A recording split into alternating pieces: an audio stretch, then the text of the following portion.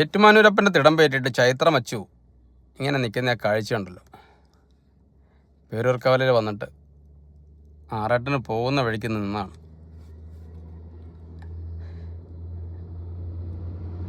എന്തും മനോഹരമായ ഒരു കാഴ്ചയാണല്ലേ. ഭഗവാനെ എന്നുള്ള വിളി, ഓ നമഃ ശിവായ എന്നുള്ള മന്ത്രങ്ങളും ആണ് അവിടെ മുഴുവൻ. മെല്ലെ നടക്കുകയാണ്. ചൈത്ര അച്ചു എന്ത് അഴകോടുകൂടിയാണ് നിൽക്കുന്നത് ഈ ഒരു വേളയിൽ. കൂടെയുള്ളവരും മോശക്കാരൊന്നും അല്ല.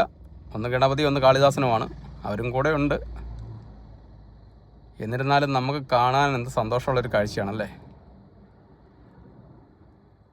ഏറ്റുമാനൂരപ്പ മഹാദേവ എന്നുള്ളൊരു വിളികളാണ് അവിടെ മുഴുവൻ. നമ്മളും അത് കണ്ടാൽ കൂടെ ഇങ്ങനെ എത്ര കണ്ടാലും മതിവരാത്തൊരു കാഴ്ചകൾ വീണ്ടും നമ്മൾ കണ്ടുകൊണ്ട് നിൽക്കുകയാണ്.